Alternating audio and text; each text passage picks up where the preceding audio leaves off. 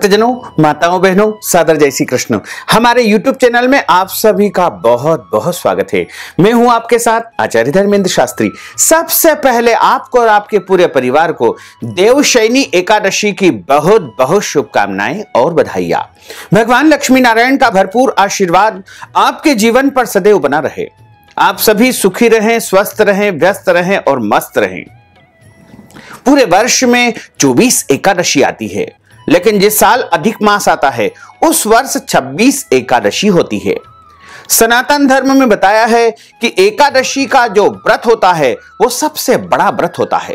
भगवान नारायण का सबसे परम प्रिय व्रत यदि कोई होता है तो वो एकादशी का व्रत होता है। और प्रत्येक माह में 2 बार एकादशी आती है, कृष्ण पक्ष तथा शुक्ल पक्ष। दोनों ही एकादशियों का भिन्न भिन्न महत्व हमारे धर्म ग्रंथों तथा पुराणों में बताया हुआ है। धर्म ग्रंथों में लिखा हुआ है कि एकादशी का व्रत करने से मनुष्य के जन्म जन्मांतर के पाप दोष नष्ट हो जाते हैं। और जब मनुष्यों के पाप दोष नष्ट हो जाते हैं तब उनके पुण्यों का उदय होता है।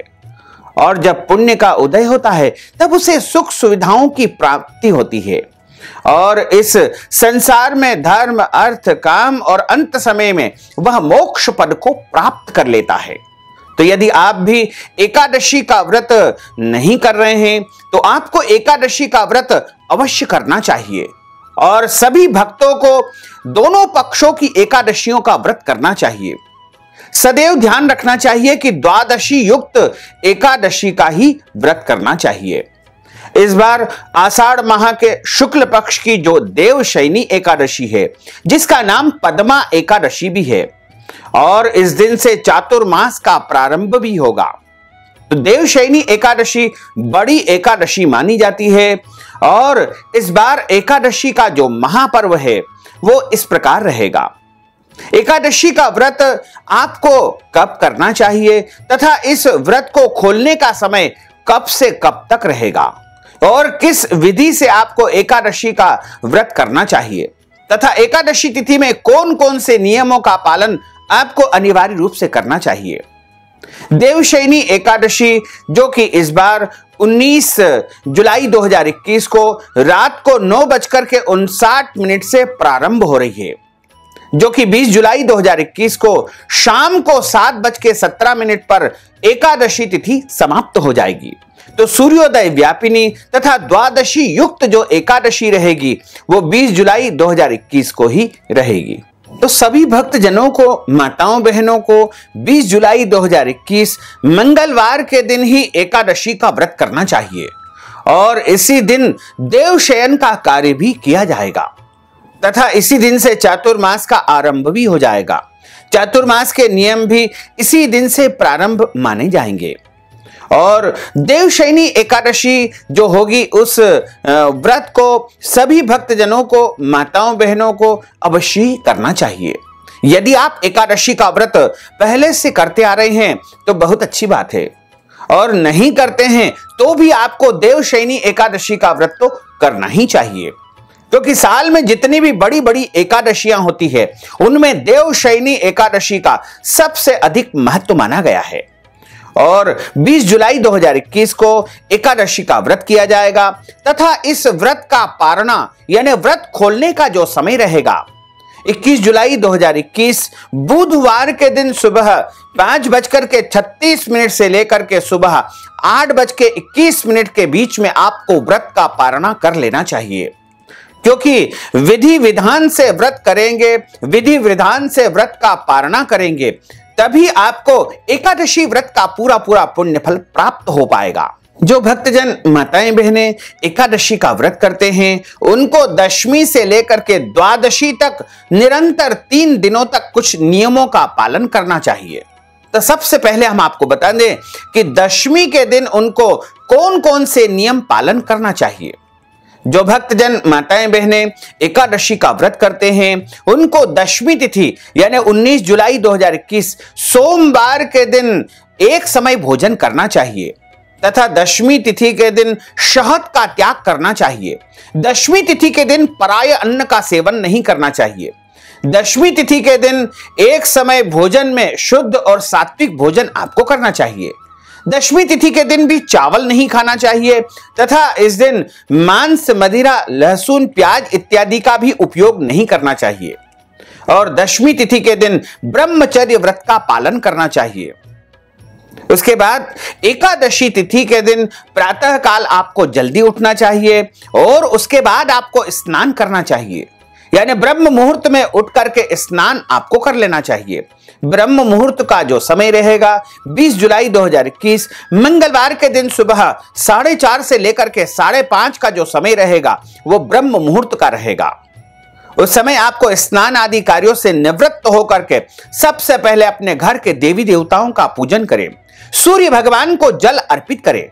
उसके पश्चात आप शुद्ध अवस्था में शुद्ध वस्त्र धारण करे हुए और धुले हुए वस्त्र पहन करके एक आसन पर बैठ करके पूर्वाभिमुख या उत्तर में मुंह करके या फिर अपने देवताओं की तरफ मुंह करके आपको बैठ जाना चाहिए। अपने पूजा स्थल या मंदिर में बैठ करके आपको सबसे पहले व्रत का संकल्प धारण करना चाहिए और संकल्प में आपको हाथ की जो मुद्रा रहेगी वो इस प्रकार रहेगी तथा हाथ के मध्य भाग में आपको जल रखना है, तुलसी जी के पत्ते रखना है। हालांकि तुलसी जी के पत्ते एकादशी तिथि के दिन नहीं तोड़ना चाहिए, इसलिए एक दिन पूर्व ही आपको तुलसी जी के पत्ते तोड़ करके रख लेना चाहिए। यदि किसी कारणवश आप तुलसी जी के पत्ते नहीं तोड़ पाए हैं तो सूखे हुए तुलसी के पत्ते या चढ़ाए हुए जो पत्ते हैं उनको भी आप धो करके बार बार उपयोग कर सकते हैं। तुलसी जी कभी भी बासी नहीं होती है, तुलसी जी का उपयोग बारंबार किया जा सकता है।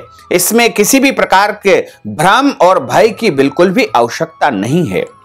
तथा हाथ के मध्य भाग में जल, तुलसी जी का पत्ता, एक सुपारी और अक्षत के रूप में जौ और तिल का उपयोग आपको करना चाहिए। काले तिल या सफेद तिल दोनों में से कोई भी तिल का आप उपयोग कर सकते हैं तथा संभव हो तो एक सुपारी भी आप रख लीजिएगा तथा कुछ दक्षिणा भी इसमें आपको रख लेना चाहिए।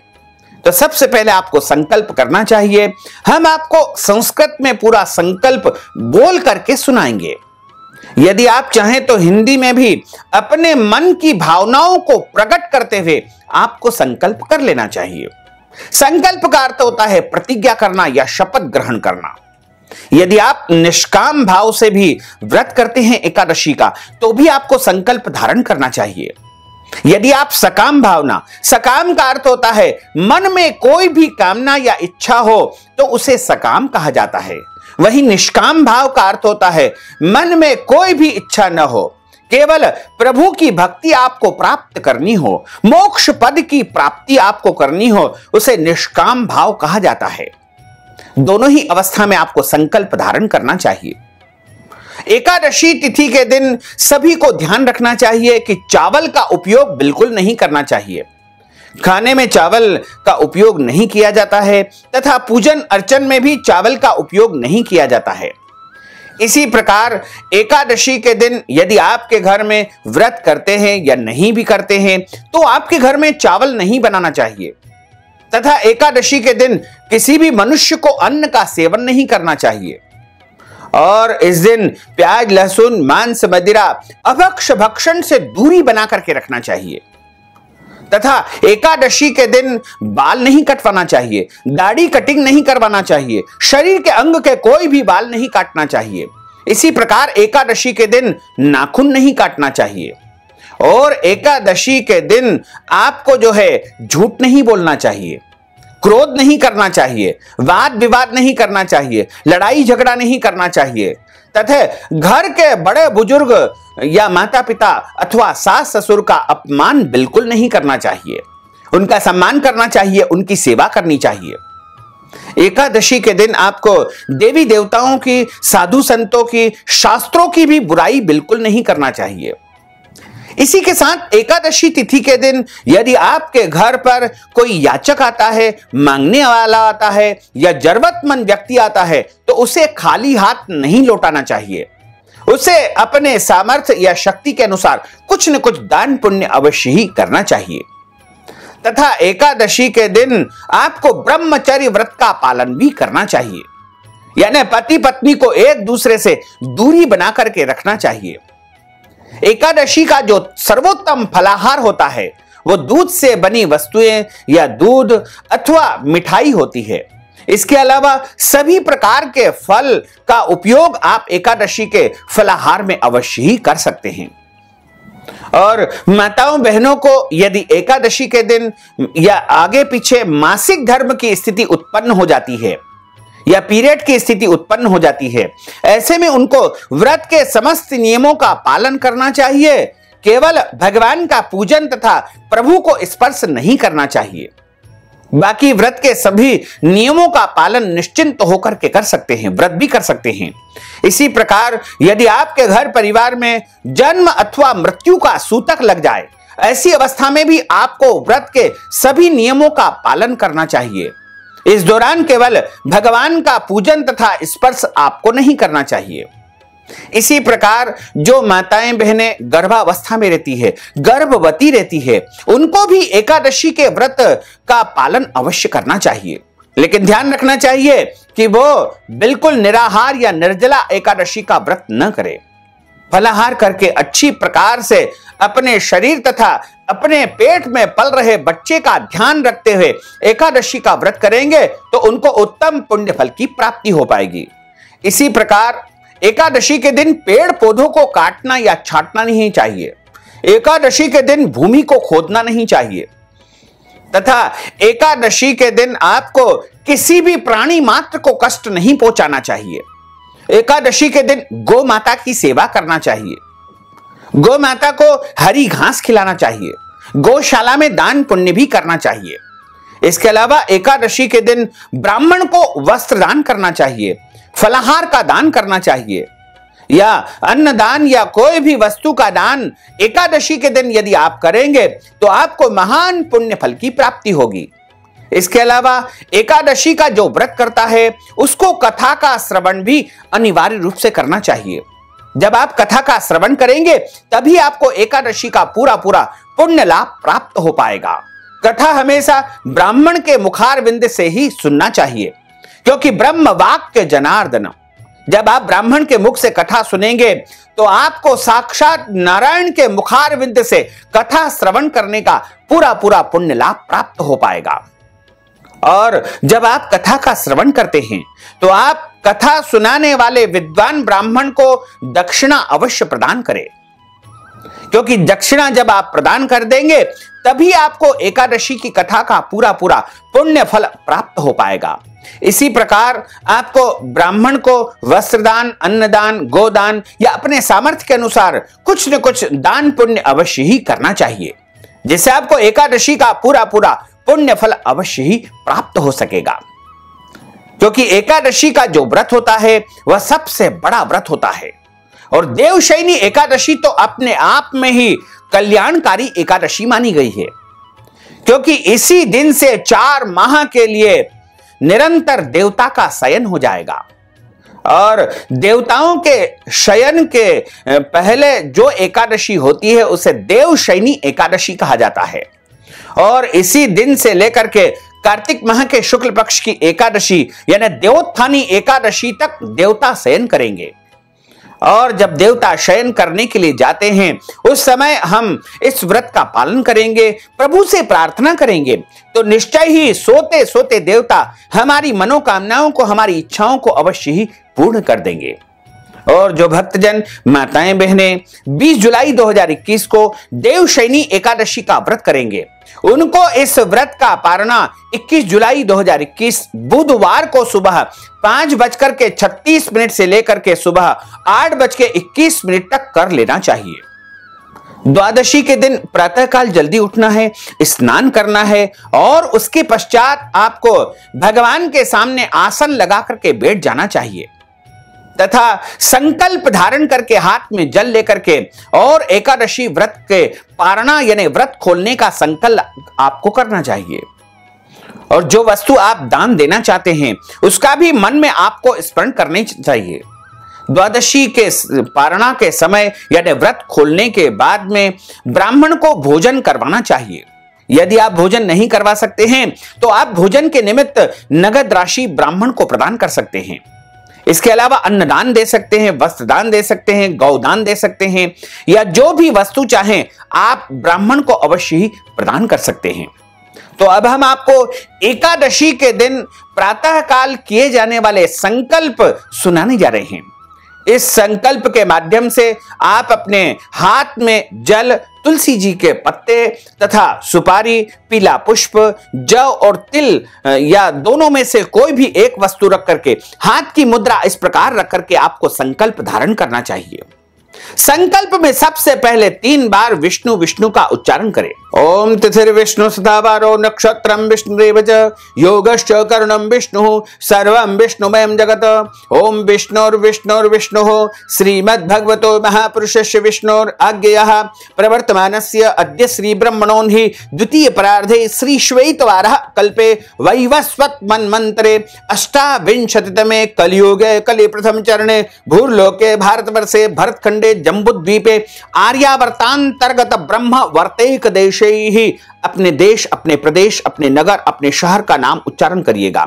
ब्रह्म वर्तेक देशे ही मध्य प्रदेश ही मालवा क्षेत्र ही भोपाल मंडलांतर्गत ही अद्य दिवसे ही भोपाल नगरे ही सम्मत 2000+870 ही वर्षा ऋतौ सूर्य दक्षिणायने ही अनुराधा दिवस नक्षत्रे ही वृश्चिक राशि स्थे श्री चंद्रे ही कर्क राशि स्थे श्री सूर्य ही कुंभ राशि स्थे श्री देवराज गुरु अद्य दिवसे ही आषाढ़ मासे ही शुभे शुक्ल पक्षे ही पद्मा एकादश्यायां पुण्यतिथयोः देवशयनी एकादश्यायां पुण्यतिथयोः मम आत्मनः। आप सभी बोलिएगा मम आत्मनः। उसके बाद अपना नाम तथा गोत्र का आप उच्चारण कर लीजिएगा। यदि आपको अपना गोत्र याद नहीं तो अपना सरनेम भी आप बोल सकते हैं।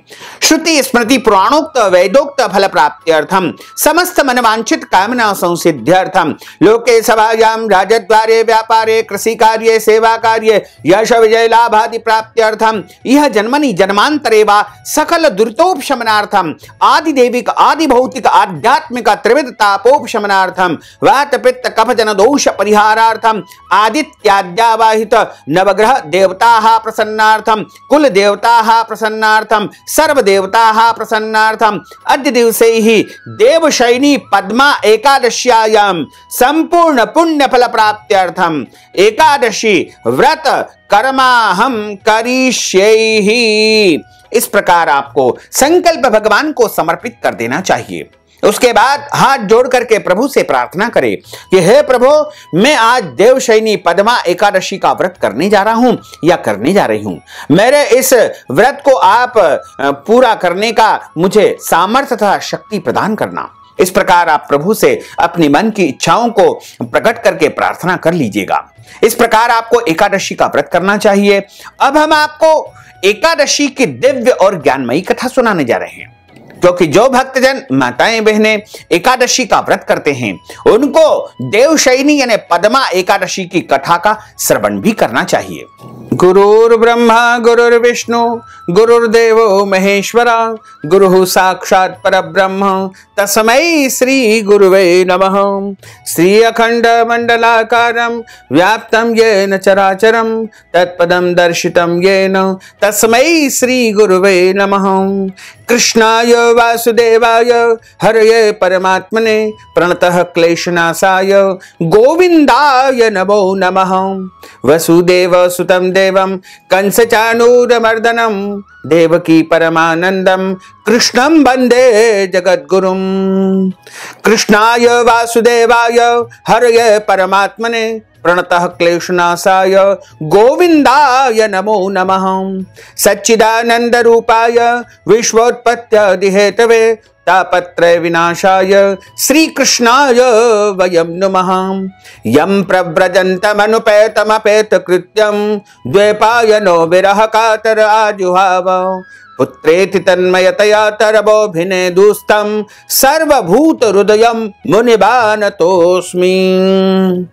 जय जय श्री राधा रमण जय जय नवल किशोर जय गोपी चित चोर प्रभु जय जय माखन चोर।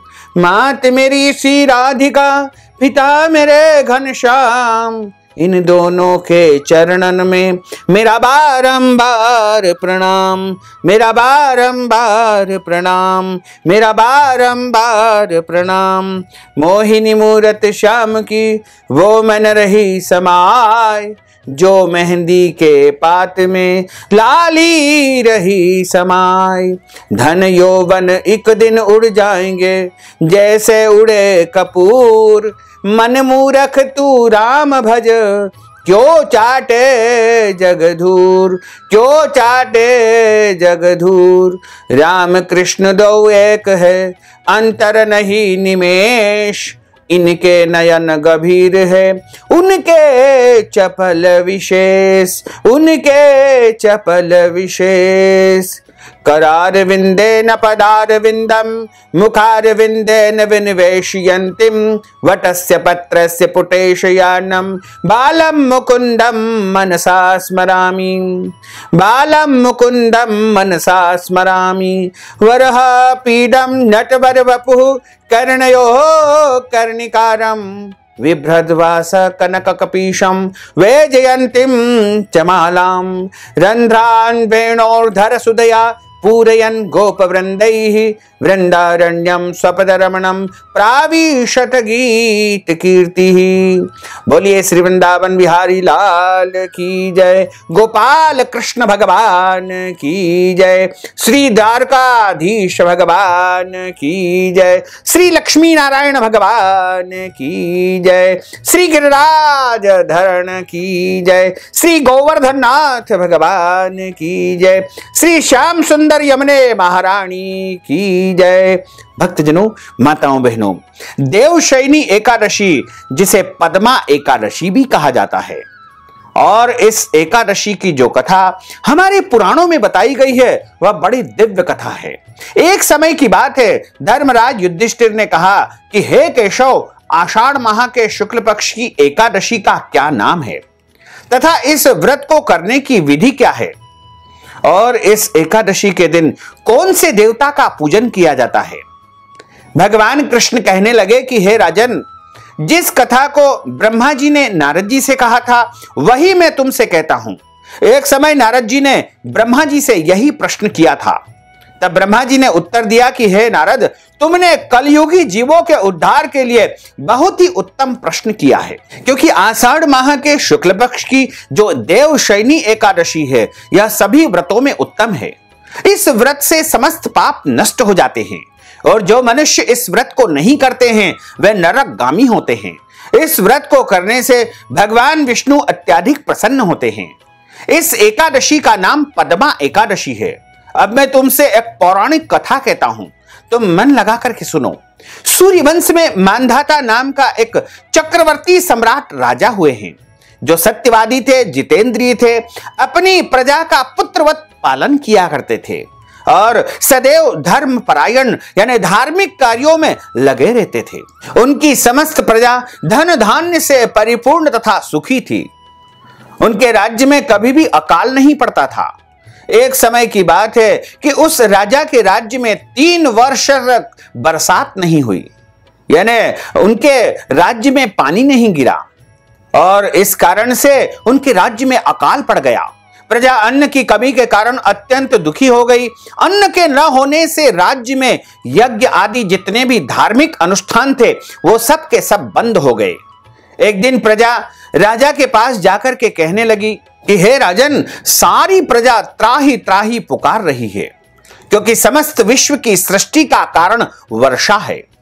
जब वर्षा होती है तो अच्छी फसल का उत्पादन होता है, और जब अच्छी फसल होती है तो संसार के लोग सुखी रहते हैं।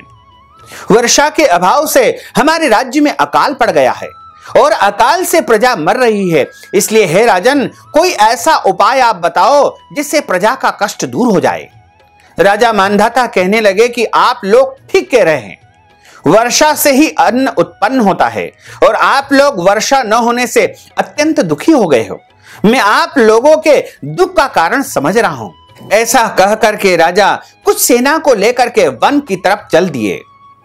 वह अनेक ऋषियों के आश्रम में भ्रमण करते हुए अंत में ब्रह्मा जी के पुत्र अंगिरा ऋषि के आश्रम पर पहुंचते हैं। वहां राजा घोड़े से उतर करके सबसे पहले जाकर के अंगिरा ऋषि के चरणों में साष्टांग दंडवत प्रणाम करते हैं। मुनि ने राजा को आशीर्वाद देकर के कुशल क्षेम के पश्चात उनसे आश्रम में आने का कारण पूछा। राजा ने हाथ जोड़ करके विनम्र भाव से, विनीत भाव से कहा कि हे ऋषिवर, हे भगवान, सब प्रकार से धर्म पालन करने पर भी मेरे राज्य में अकाल पड़ गया है। इससे मेरी प्रजा अत्यंत दुखी है। राजा के पापों के प्रभाव से ही प्रजा को कष्ट होता है। जब राजा धार्मिक होता है, पुण्यवान होता है, तो उसके पुण्यों का फल प्रजा को प्राप्त होता है। जिस प्रकार घर का मुखिया यदि अच्छे कर्म करता है तो उसके पुत्रों के ऊपर भी उनका अच्छा प्रभाव पड़ता है। पिता नाम पुत्रो आसीत, इसलिए कहा गया है कि पिता को अच्छे कर्म करना चाहिए ताकि उसकी संतान को उसके पुण्यों का फल प्राप्त हो सके। इसी प्रकार जब राजा अच्छे कर्म करता है, श्रेष्ठ कर्म करता है, तो उनका प्रतिफल पुण्य स्वरूप प्रजा को भी प्राप्त होता है। और राजा के पापों के प्रभाव से ही प्रजा को कष्ट होता है, ऐसा शास्त्रों में लिखा हुआ है। जब मैं धर्म के अनुसार राज्य करता हूं तो मेरे राज्य में अकाल कैसे पड़ गया है, इसका कारण मुझको अभी तक पता नहीं चल पाया है। मैं आपके पास इसी संदेह को दूर करने के लिए ही आया हूं और आपसे निवेदन करता हूं कि मुझे इसका कारण बताइए कि आखिर मेरे द्वारा कौन सा ऐसा अपराध हो गया है, कौन सी ऐसी गलती हो गई है जिसके कारण मेरी प्रजा बहुत दुखी हो रही है और मेरे राज्य में अकाल पड़ गया है। साथ ही ऋषिवर, मैं आपसे प्रार्थना करता हूं कि मेरी प्रजा के कष्ट को दूर करने वाला कोई तो उपाय आपके पास होगा। वह उपाय मुझे अवश्य ही आप बताइए। इतनी बात को सुनकर के ऋषि कहने लगे कि हे राजन, यह सतयुग सब युगों में उत्तम है। इसमें धर्म को चारों चरण सम्मिलित किए गए हैं, अर्थात इस युग में धर्म की सबसे अधिक उन्नति है। लोग ब्रह्म की उपासना करते हैं और केवल ब्राह्मणों को ही वेद पढ़ने का अधिकार है। ब्राह्मण ही तपस्या करने का अधिकार रखते हैं और उनके अलावा कोई भी जो है वेद का पठन पाठन नहीं कर सकता है। आपके राज्य में एक पतित व्यक्ति तपस्या कर रहा है, इसी दोष के कारण आपके राज्य में वर्षा नहीं हो पा रही है। इसलिए यदि आप प्रजा का भला चाहते हो तो उस पतित व्यक्ति का वध कर दो या अपने राज्य से निकाल दो। इस पर राजा कहने लगे कि महाराज, मैं उस निरपराध तपस्या करने वाले पतित व्यक्ति को किस प्रकार से मार सकता हूं। मेरा आपसे विनम्र निवेदन है कि इस दोष से छूटने का कोई दूसरा उपाय मुझे बताइए। तब ऋषि कहने लगे कि हे राजन, यदि तुम कोई और उपाय जानना चाहते हो, कोई श्रेष्ठ कर्म करना चाहते हो, तो मैं अवश्य ही तुम्हारे संदेह की निवृत्ति के लिए अन्य उपाय बताता हूं। बड़े ध्यान पूर्वक मैं तुमको जो उपाय बताने जा रहा हूं उसको सुनना। आषाढ़ माह के शुक्ल पक्ष की जो एकादशी आती है, जिसका नाम देवशयनी एकादशी है, उसे पद्मा एकादशी के नाम से भी जाना जाता है। उसका विधि पूर्वक व्रत करो। व्रत के प्रभाव से तुम्हारे राज्य में वर्षा होगी और प्रजा सुख को प्राप्त करेगी, क्योंकि जब वर्षा होगी तो अन्न का अच्छा उत्पादन होगा और अन्न का जब अच्छा उत्पादन होगा तो प्रजा में सुख की प्राप्ति होगी, क्योंकि इस एकादशी का व्रत समस्त सिद्धियों को देने वाला है और समस्त उपद्रवों को नाश करने वाला है। इस एकादशी का व्रत तुम प्रजा सेवक तथा मंत्रियों के साथ में मिलजुल करके करो। मुनि के इस वचन को सुनकर के राजा अपने नगर को वापिस आया और उसने विधि पूर्वक पद्मा एकादशी का व्रत किया। इस व्रत के प्रभाव से उसके राज्य में अच्छी वर्षा हुई तथा अन्न का भी अच्छा उत्पादन हुआ और उसकी सारी प्रजा सुखी हो गई। अतः इस एकादशी का व्रत करने से मनुष्य के जीवन के जितने भी पाप दोष होते हैं, कष्ट होते हैं, पीड़ा होती है, वो सब नष्ट हो जाते हैं और उसे सुखों की प्राप्ति होती है। तथा इस एकादशी को देवशयनी एकादशी भी कहा जाता है। इसलिए इस दिन शाम के समय प्रभु का विधिवत पूजन करके अच्छी प्रकार से उनके लिए गादी और तकिया सुंदर बना करके प्रभु को शयन कराना चाहिए। भगवान नारायण को, भगवान बाल गोपाल जी को इस दिन सुलाना चाहिए। इसी दिन से 4 माह के लिए प्रभु विश्राम करते हैं। इस प्रकार देवशयनी यानी पद्मा एकादशी की कथा का यहां पर समापन होता है। बोलिए श्री वृंदावन बिहारी लाल की जय। अच्युतम केशवम राम नारायणम कृष्ण दामोदरम वासुदेवम हरे श्रीधरम माधवम गोपिका वल्लभम श्री जानकी नायकम श्री रामचंद्रम भजे। जानकी मनोहरम सर्वलोक नायकम श्री शंकरादि सेवितम पुण्य नाम कीर्तनम श्री राम राम राम राम राम नाम तायकम। राम कृष्ण वासुदेवा भक्ति मुक्तिदायकम। राम कृष्ण वासुदेवा भक्ति मुक्तिदायकम। राम कृष्ण वासुदेवा भक्ति मुक्तिदायकम। राम कृष्ण वासुदेवा भक्ति मुक्तिदायकम। राम कृष्ण वासुदेवा भक्ति मुक्तिदायकम। राम कृष्ण वासुदेवा भक्ति मुक्तिदायकम। बोलिए श्री लक्ष्मी नारायण भगवान की जय। श्री वृंदावन बिहारी लाल की जय। गोपाल कृष्ण भगवान की जय। श्री द्वारकाधीश भगवान की जय। मोर मुकुट बंसी वाले की जय। श्री गिरिराज धरण की जय। श्री गोवर्धन नाथ भगवान की जय। श्री श्याम सुंदर यमुने महारानी की जय। श्री बाल कृष्ण लाल की जय।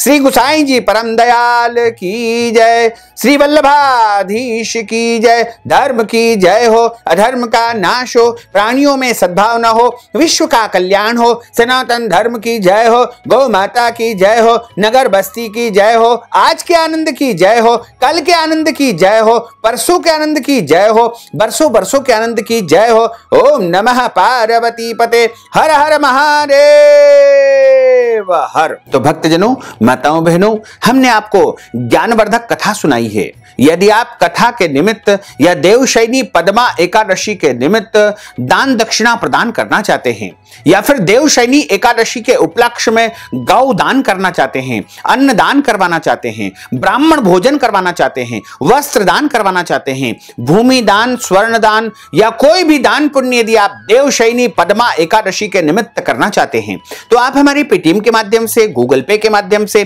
फोन पे के माध्यम से या अकाउंट नंबर के माध्यम से नगद राशि पहुंचा करके देवशयनी पद्मा एकादशी का पूरा पुण्य फल प्राप्त कर सकते हैं। साथ ही आपसे अनुरोध है कि हमारे इस ज्ञानवर्धक वीडियो को अधिक से अधिक लोगों को शेयर करिएगा, लाइक करिएगा, कमेंट करिएगा, और यदि अभी तक आपने सब्सक्राइब नहीं किया तो अभी और इसी समय सब्सक्राइब अवश्य कर लीजिए। आपको और आपके पूरे परिवार को सादर जय श्री कृष्ण, सादर धन्यवाद।